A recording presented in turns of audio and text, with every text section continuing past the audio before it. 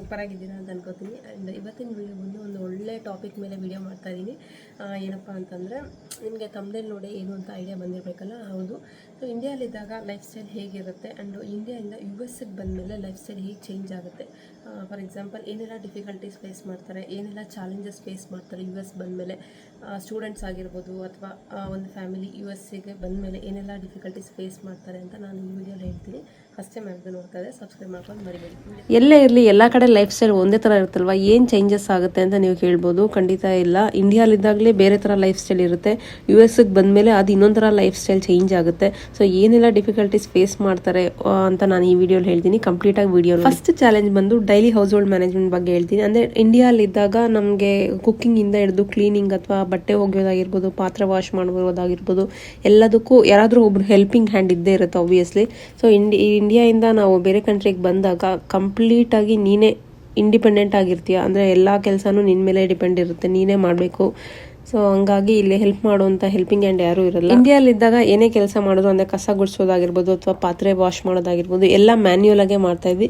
But ಇಂಡಿಯಾದಿಂದ ನಾವು ಹೊರಗಡೆ ಬಂದಮೇಲೆ ಕಂಪ್ಲೀಟಾಗಿ ಎಲ್ಲ ಆಟೋಮೆಟಿಕ್. ಅಂದರೆ ಈಗ ಪಾತ್ರೆ ಉಜ್ಜೋಕ್ಕೆ ಡಿಶ್ ವಾಷರು, ವಾಷಿಂಗ್ ಮೆಷಿನ್ ಇರುತ್ತೆ, ಕಸ ಗುಡಿಸೋಕ್ಕೆ ವ್ಯಾಕ್ಯೂಮ್ ಕ್ಲೀನರ್ ಇರುತ್ತೆ. ಸೊ ಹಂಗಾಗಿ ನಾವು ಇಂಡಿಯಾಲಿದ್ದಾಗ ಈ ಎಲೆಕ್ಟ್ರಾನಿಕ್ ಐಟಮ್ಸ್ ಬಗ್ಗೆ ಎಲ್ಲ ಅಷ್ಟೊಂದು ಐಡಿಯಾ ಇರಲ್ಲ ನಮಗೆ, ಬಿಕಾಸ್ ನಾವೆಲ್ಲ ಮ್ಯಾನ್ಯುಯಲ್ ಆಗೇ ಮಾಡ್ತಾ ಇರ್ತೀವಿ.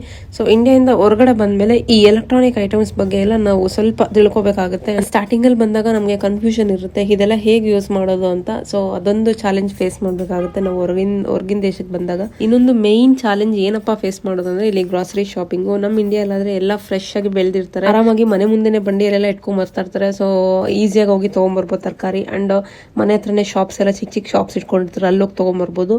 ಸೊ ಫ್ರೆಶ್ ಆಗಿರುತ್ತೆ ಅಂಡ್ ವೆರೈಟಿ ಆಫ್ ತರಕಾರಿಗಳು ಸಿಗುತ್ತೆ. ಏನ್ ಬೇಕೋ ಕಣ್ಣಿಗೆ ಏನ್ ಕಾಣಿಸುತ್ತೋ ಅದೆಲ್ಲ ನಾವು ಹೋಗಿ ತಗೊಂಡ್ಬರ್ಬೋದು.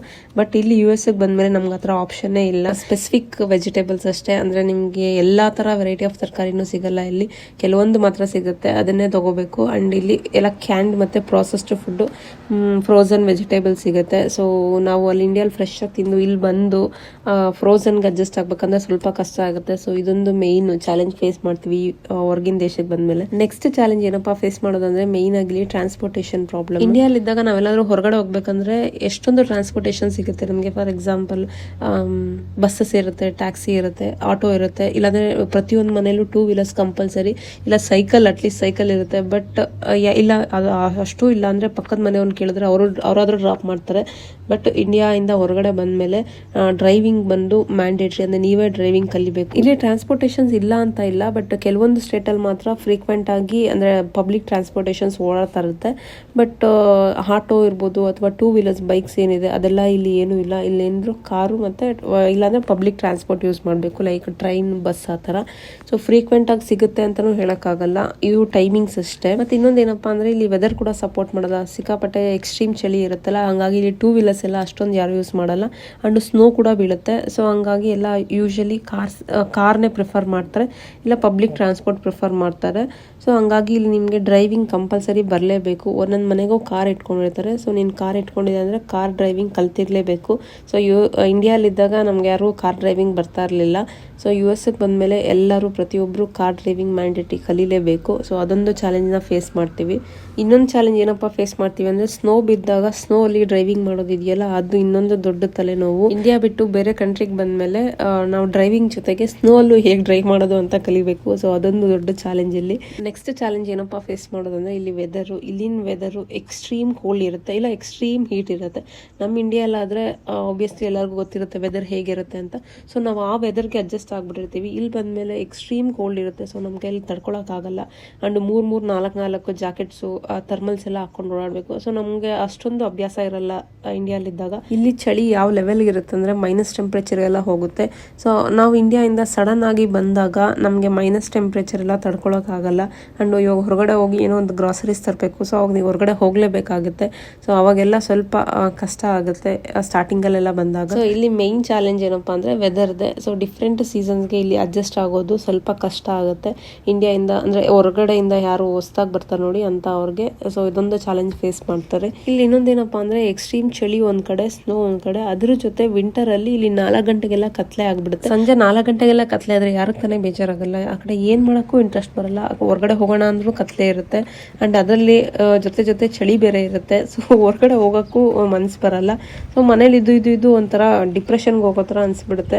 ಸೊ ಯಾರಾದರೂ ಜೊತೆಲಿದ್ದರೆ ಓಕೆ, ಬಟ್ ಒಂಟಿಯಾಗಿರೋರಾದರೆ ಪಾಪ ಒಂಥರ ಕಷ್ಟ ಆಗುತ್ತೆ ಅವ್ರಿಗೂ. ಸೊ ಅದೊಂದು ಚಾಲೆಂಜ್ ಫೇಸ್ ಮಾಡಬೇಕಾಗುತ್ತೆ ಇಲ್ಲಿ. ನೆಕ್ಸ್ಟ್ ಚಾಲೆಂಜ್ ಏನು ಫೇಸ್ ಮಾಡ್ತೀವಿ ಅನ್ನೋದ್ರ ಬಗ್ಗೆ ಹೇಳ್ತೀನಿ. ಸೋಷಿಯಲ್ ಆ್ಯಂಡ್ ಕಲ್ಚರಲ್ ಅಡ್ಜಸ್ಟ್ಮೆಂಟ್ ಬಗ್ಗೆ ಹೇಳ್ತೀನಿ. ಸೊ ಇಲ್ಲಿ ಎಲ್ಲ ಸೋಷಿಯಲ್ ಇಂಟರಾಕ್ಷನ್ ಸ್ವಲ್ಪ ಕಮ್ಮಿ ಇರುತ್ತೆ. ಈಗ ನಮ್ಮ ಇಂಡಿಯಾಲಾದರೆ ಯಾರ ಮನೆಗೂ ಹೋಗೋದು, ನೈಬರ್ಸ್ ಮನೆಗೆ ಹೋಗೋದು, ಅಥವಾ ದೊಡ್ಡಪ್ಪ ಚಿಕ್ಕಪ್ಪನ ಮನೆ, ಈ ಥರ ಕಸಿನ್ಸ್ ಮನೆ, ಯಾರೋ ಒಬ್ರು ಮನೆಗೆ ವಿಸಿಟ್ ಮಾಡ್ತಿರ್ತೀವಿ, ಅಥವಾ ಅವ್ರು ನಮ್ಮ ಮನೆಗೆ ಬರೋದು, ಏನೋ ಒಂದು ಇಂಟರಾಕ್ಷನ್ ನಡೀತಾ ಇರುತ್ತೆ. ಇಲ್ಲಿ ಯಾರನ್ನಾದ್ರೂ ಮೀಟ್ ಮಾಡ್ಬೇಕಂದ್ರೆ ನಾವು ಪ್ರಿಯರ್ ಆಗಿ ಅಂದರೆ ಫೋನ್ ಮಾಡಿ ಇರ್ತೀರಾ ಅಂತ ಕೇಳ್ಕೊಂಡು ಆಮೇಲೆ ಮನೆಗೆ ಹೋಗ್ಬೇಕಾಗುತ್ತೆ. ಇಲ್ಲಿ ಯೂಶಲಿ ವೀಕೆಂಡ್ಸ್ ಅಂದರೆ ಸ್ಯಾಟರ್ಡೆ ಸಂಡೇ ಸಿಗೋದಲ್ವಾ. ಸೊ ಹಂಗಾಗಿ ಫ್ಯಾಮಿಲಿ ಜೊತೆ ಹೊರಗಡೆ ಹೋಗೋ ಪ್ರೋಗ್ರಾಮ್ಸ್ ಇಟ್ಕೊತಾರೆ. ಹಂಗಾಗಿ ಪಾಪ ನಮಗೋಸ್ಕರ ಯಾರೋ ಕಾಯ್ಕೊಂಡು ಕುತ್ಕೊಂಡಿರಲ್ಲಲ್ವಾ. ಸೊ ಹಂಗಾಗಿ ಫೋನ್ ಮಾಡ್ಕೊಂಡು ಇರ್ತೀರಾ, ಫ್ರೀ ಇದ್ದೀರಾ ಅಂತ ಕೇಳಿಕೊಂಡು ಆಮೇಲೆ ನಾವು ಹೋಗ್ಬೇಕಾಗತ್ತೆ ಇಲ್ಲಿ. ಬಟ್ ನಾವು ಇಂಡಿಯಾಲಿ ಹಂಗಲ್ಲ, ಹೋಗ್ಬೇಕನ್ನಿಸ್ತಾ ಹೇಳೋದು ಕೇಳೋದು ಎಂಥದ್ದು ಎಲ್ಲ ಹೋಗ್ತಾ ಇರೋದು ಡೈರೆಕ್ಟಾಗಿ. ಸೊ ಆ ಥರ ಆಪ್ಷನ್ಸ್ ನಮ್ಗೆ ಇಲ್ಲಿಲ್ಲ. ಅದೊಂದು ಚಾಲೆಂಜ್ ಫೇಸ್ ಮಾಡಬೇಕಾಗುತ್ತೆ. ನೆಕ್ಸ್ಟ್ ಚಾಲೆಂಜ್ ಏನಪ್ಪ ಫೇಸ್ ಮಾಡ್ತೀವಿ ಅಂದರೆ ಫೆಸ್ಟಿವಲ್ ಸೆಲೆಬ್ರೇಷನ್. ನಿಮಗೆ ಗೊತ್ತಿರುತ್ತೆ ಇಂಡಿಯಾಲಿದ್ದರೆ ಹೆಂಗೆಲ್ಲ ಸೆಲೆಬ್ರೇಷನ್ಸ್ ಮಾಡ್ತಾರೆ ಹಬ್ಬಗಳು ಅಂತ. ಆ್ಯಂಡ್ ಊರಹಬ್ಬ ಮಾಡ್ತಾರೆ ಕೆಲವರು, ಅಂದರೆ ಜಾತ್ರೆಗಳೆಲ್ಲ ಮಾಡ್ತಾರೆ. ಸೊ ಅವಾಗ ಕ್ರೌಡ್ ಎಲ್ಲ ಎಷ್ಟು ಜನ ಇರ್ತಾರೆ. ಸೊ ಫ್ಯಾಮಿಲಿ ಎಲ್ಲ ಸೇರಿಕೊಂಡು ಒಟ್ಟೊಟ್ಟಿಗೆ ಮಾಡೋದು, ಆ ಖುಷಿನೇ ಒಂಥರ ಬೇರೆ ಲೆವೆಲಲ್ಲಿರುತ್ತೆ. ಬಟ್ ಇಲ್ಲಿಗೆ ಬಂದಮೇಲೆ ಅದೆಲ್ಲ ಕಂಪ್ಲೀಟ್ಲಿ ಸ್ಟಾಪ್ ಆಗಿಬಿಡುತ್ತೆ. ಸೊ ಯಾರೂ ಇರಲ್ಲ. ಆ್ಯಂಡ್ ದೇವಸ್ಥಾನಗಳು ಅಷ್ಟೇ ಎಲ್ಲೋ ಒಂದು 15-20 ಮೈಲ್ ದೂರದಲ್ಲಿರುತ್ತೆ. ಸೊ ದೇವಸ್ಥಾನಕ್ಕೆ ಹೋಗ್ಬೇಕಂದ್ರೂ ನೀವು ಕಾರ್ ತಗೊಂಡು ಅದಕ್ಕಂತಾನೆ ಒಂದು ಅರ್ಧ ದಿನ ಸ್ಪೆಂಡ್ ಮಾಡ್ಕೊಂಡು ಹೋಗಬೇಕು. ನೆಕ್ಸ್ಟ್ ಇನ್ನೊಂದು ಚಾಲೆಂಜ್ ಏನಪ್ಪ ಫೇಸ್ ಮಾಡ್ತೀವಿ ಅಂದರೆ ಲ್ಯಾಂಗ್ವೇಜ್ ಬ್ಯಾರಿಯರ್. ಅಂದರೆ ನಾವು ಇಂಡಿಯಾಲಿದ್ದಾಗ ಈಗ ನಮ್ಮ ಇಂಡಿಯನ್ ಇಂಗ್ಲೀಷ್ ಆಕ್ಸೆಂಟ್ ಏನಿದೆ ಅದು ಡಿಫ್ರೆಂಟ್ ಆಗಿರುತ್ತೆ. ಇಲ್ಲಿನ US ಆಕ್ಸೆಂಟ್ ಏನಿದೆ ಅದು ಕಂಪ್ಲೀಟಾಗಿ ಡಿಫ್ರೆಂಟ್ ಇರುತ್ತೆ. ಸೊ ನಮ್ಮ ಇಂಡಿಯನ್ ಇಂಗ್ಲೀಷ್ ಆದರೆ ಆಬ್ವಿಯಸ್ಲಿ ಎಲ್ಲರಿಗೂ ಅರ್ಥ ಆಗುತ್ತೆ, ಅಟ್ಲೀಸ್ಟ್ ಅರ್ಥ ಮಾಡ್ಕೋಬೋದು ನಮ್ಮ ಇಂಡಿಯನ್ ಇಂಗ್ಲೀಷು.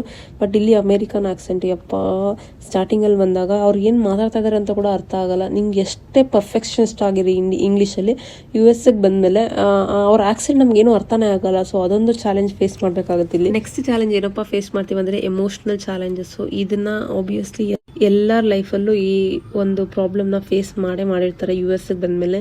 ಎಮೋಷ್ನಲ್ ಚಾಲೆಂಜಸಲ್ಲಿ ಫಸ್ಟ್ ಬರೋದೇ ಹೋಮ್ ಸಿಕ್ನೆಸ್ಸು. ಸೊ ಆಬ್ವಿಯಸ್ಲಿ ಎಲ್ಲರಿಗೂ ಮನೆಗೆ ಹೋಗಬೇಕು ಅಂತ ಆಸೆ ಇದ್ದೇ ಇರುತ್ತೆ.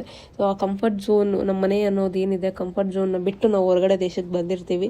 ಸೊ ಆ ಫೀಲಿಂಗ್ ಎಲ್ಲರ ಮನಸ್ಸಲ್ಲೂ ಇದ್ದೇ ಇರುತ್ತೆ. ಬಟ್ ಸಿಚುವೇಶನ್ಸ್ ಏನು ಮಾಡೋಕ್ಕಾಗಲ್ಲ, ಏನೋ ಒಂದು ಕೆಲಸದ ಮೇಲೆ ಬಂದಿರ್ತಾರೆ ಬೇರೆ ಕಂಟ್ರೀಸ್ಗೆ. ಸೊ ಮನಸ್ಸೆಲ್ಲ ನಮ್ಮ ಇಂಡಿಯಲ್ಲೇ ಇರುತ್ತೆ. ಸೊ ಆ ಥರ ಸಿಚುವೇಶನ್ಸ್ ಇರುತ್ತೆ. ಸೊ ಅದನ್ನು ನಾವು ಎಕ್ಸೆಪ್ಟ್ ಮಾಡ್ಕೋಬೇಕಾಗುತ್ತೆ, ಏನೂ ಮಾಡೋಕ್ಕಾಗಲ್ಲ. ಇಲ್ಲಿ ಬಂದಮೇಲೆ ಕಂಪ್ಲೀಟಾಗಿ ಅದೆಲ್ಲ ಯಾರೂ ಇರಲ್ಲ, ನಮಗೆ ನಾವೇ ಎಲ್ಲ. ಸೊ ಹಂಗಾಗಿ ಇಲ್ಲಿ ಬಂದಮೇಲೆ ಸ್ವಲ್ಪ ಒಂಟಿತನ ಅನ್ನೋದು ಕಾಡುತ್ತೆ. ಸೊ ಆ ಲೋನ್ಲಿನೆಸ್ ಏನಿರುತ್ತೆ, ಯಾರಾದರೂ ಜೊತೆಗಿದ್ರೆ ಓಕೆ, ಫ್ಯಾಮಿಲಿ ಇದ್ದರೆ ಅದೆಲ್ಲ ತಲೆಗೆ ಬರಲ್ಲ. ಬಟ್ ಫ್ಯಾಮಿಲಿ ಇಲ್ದಿರ ಪಾಪ ಒಬ್ಬೊಬ್ಬರೇ ಇರ್ತಾರೆ ನೋಡಿ, ಅಂತ ಅವ್ರಿಗೆ ಸ್ವಲ್ಪ ಕಷ್ಟ ಆಗ್ಬೋದು. ಸೊ ಅದೊಂದು ಚಾಲೆಂಜ್ ಫೇಸ್ ಮಾಡ್ತಾರೆ ಇಲ್ಲಿ.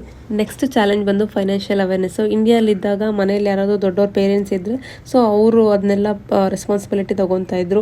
ಅಂದರೆ ಮನೆ ರೆಂಟ್ ಆಗಿರ್ಬೋದು, ಅಥವಾ ಕರೆಂಟ್ ಬಿಲ್ ಆಗಿರ್ಬೋದು, ಗ್ರಾಸರೀಸು, ಮೆಡಿಕಲ್ ಕಾಸ್ಟ್ ಏನಿದೆ ಅದನ್ನೆಲ್ಲ ಅವರೇ ರೆಸ್ಪಾನ್ಸಿಬಿಲಿಟಿ ತೊಗೊತಾ ಇದ್ರು, ಮಕ್ಕಳ ಮೇಲೆ ಆಗ್ತಾ ಇರಲಿಲ್ಲ. ಬಟ್ ನೀವು ಒನ್ಸ್ ಇಂಡಿಯಾ ಬಿಟ್ಟು ಹೊರಗಡೆ ಬಂದಮೇಲೆ ಅವ್ರ ರೆಸ್ಪಾನ್ಸಿಬಿಲಿಟೀಸ್ ಏನಿರುತ್ತೆ ಅದೆಲ್ಲ ನಿಮ್ಮ ಮೇಲೇ ಇರುತ್ತೆ. ನೆಕ್ಸ್ಟ್ ಮೇಯ್ನ್ ಚಾಲೆಂಜ್ ಬಂದು ಹೆಲ್ತ್ ಕೇರು. ಒನ್ಸ್ ನೀವು ಅಬ್ರಾಡಿಗೆ ಬಂದಾದ್ಮೇಲೆ ಇಂಡಿಯಾ ಬಿಟ್ಟು ಮೆಡಿಕಲ್ ಕಾಸ್ಟ್ ಏನಿದೆ ಅದು ಸಿಕ್ಕಾಪಟ್ಟೆ ಎಕ್ಸ್ಪೆನ್ಸಿವ್ ಆಗಿರುತ್ತೆ. ಫುಲ್ ರೇಟ್ಸ್ ಎಲ್ಲ ಹೈ ಇರುತ್ತೆ, ಬಿಲ್ಸ್ ಎಲ್ಲ. ಇಂಡಿಯಾಲಾದರೆ ಡಾಕ್ಟರ್ನ ಕನ್ಸಲ್ಟ್ ಮಾಡಬೇಕಂದ್ರೆ ಅಪಾಯಿಂಟ್ಮೆಂಟ್ ಎಲ್ಲ ಏನೂ ಬೇಕಿಲ್ಲ, ಜಸ್ಟ್ ವಾಕಿನ್ ಆಗೋದಷ್ಟೇ. ವಾಕಿನ್ ಆಗಿ ಒಂದು 200-300 ಕನ್ಸಲ್ಟೇಷನ್ ಫೀ ತೊಗೋತಾರೆ, ನೋಡಿ ಕಳಿಸ್ತಾರೆ. ಬಟ್ ಇಲ್ಲಿ ಎಲ್ಲ ಆ ಥರ ಇರಲ್ಲ, ಅಪಾಯಿಂಟ್ಮೆಂಟ್ ಸಿಸ್ಟಮ್ ಬೇರೆ ಇಲ್ಲಿ. ಸೊ ಅಪಾಯಿಂಟ್ಮೆಂಟ್ ಸಿಗಬೇಕಂದ್ರೆ ಒಂದು 6-7 ತಿಂಗಳು ಟೈಮ್ ತೊಗೊಳುತ್ತೆ.